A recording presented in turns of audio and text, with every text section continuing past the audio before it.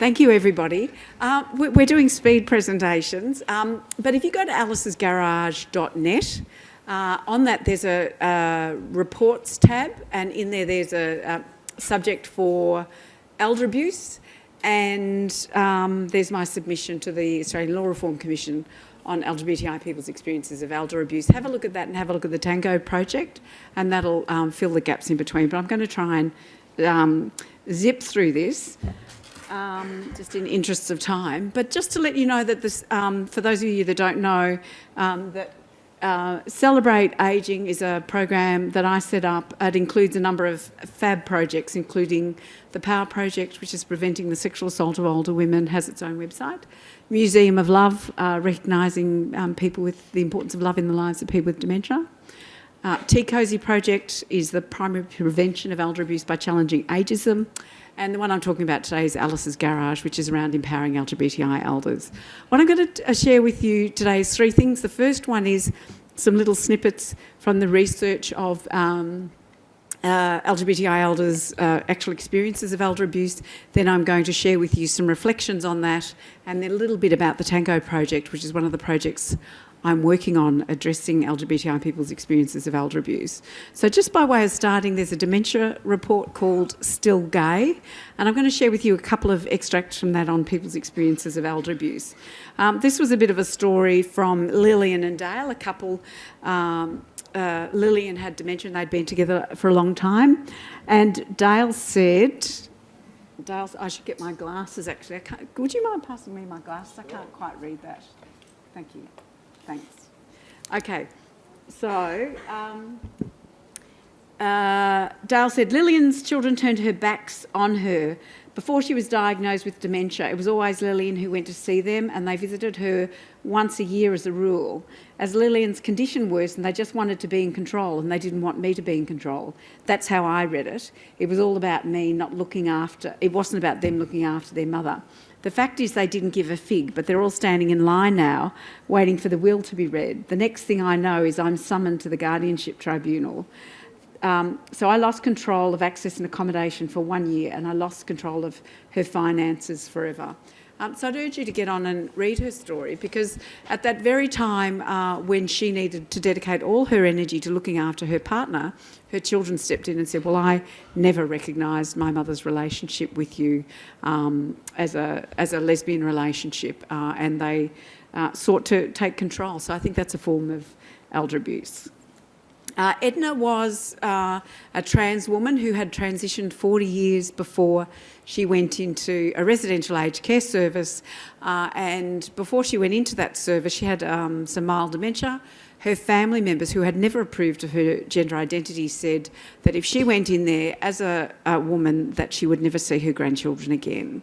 So she actually went to the residential aged care service, presented as male, and it wasn't until the staff were assisting her to shower that they said, hang on a minute, something's happening here, something's not right, and the story unfolded. She never saw her grandchildren anyway, but I think this is a really important example of the way elder abuse can be experienced by trans and gender diverse people, that actually the restriction of their right to express their gender. And from a research project called Gender is Just a Part of Who I Am, this is a really important story to read. And so this was from a older transgender woman who said, another experience that many people in the transgender community have relates to attending the funeral of a trans person. I had only ever known this person as trans, and they'd lived full-time as trans and had transitioned some years earlier. The person's family didn't accept their transition, really common story, and the person was only referred to as their sex assigned at birth and their christened name and not their preferred gender or name. They had not been dressed in the clothes of their preferred gender, and for that person, a trans woman, to then be dressed as a male, referenced as a male, and for trans people to be ignored and disdained in terms of the funeral and the reception afterwards is about the most distressing thing I've ever done in my life, and it's happened on multiple occasions.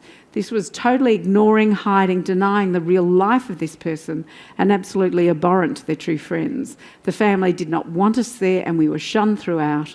Unfortunately, this is not an isolated incident. So this is not an uncommon story about what I call a posthumous elder abuse. So this woman was still being abused even after her death. I think we need to recognise that trans and gender diverse people experience elder abuse in different ways in the broader community.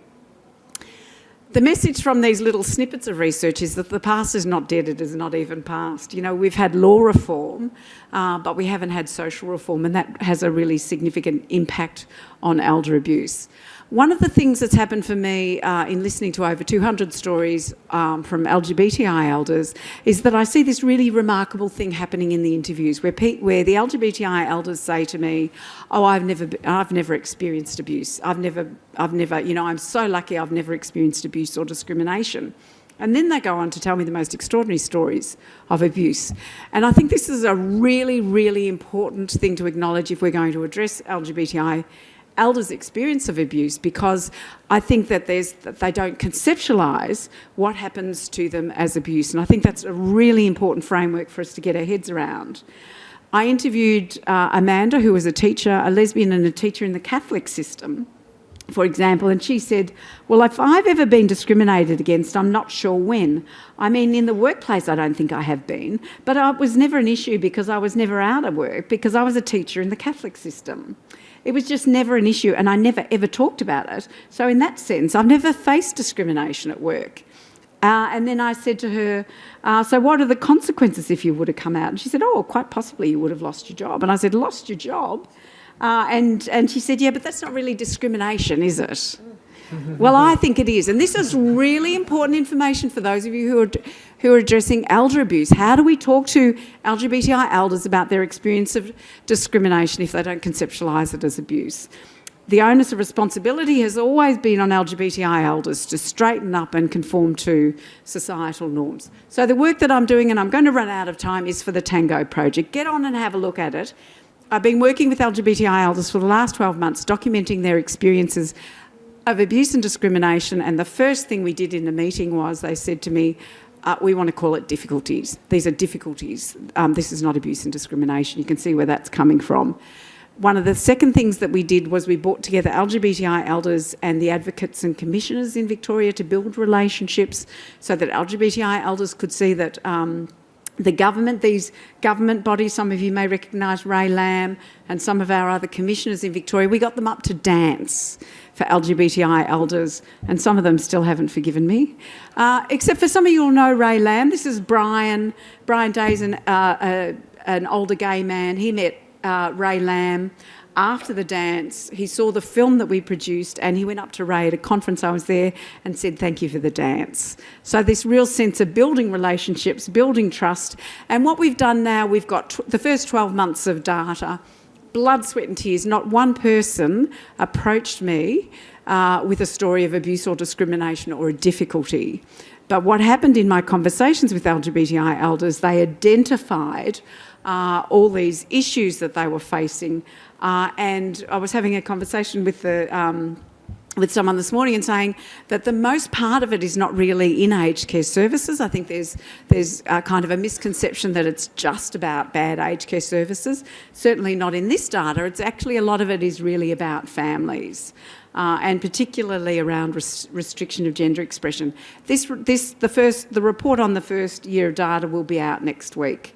And what we're going to do is there are a couple of strategies for change, and get on and have a look at the report next week and have a look at those, and get on the Alice's Garage website and have a look at the work we do. Thank you.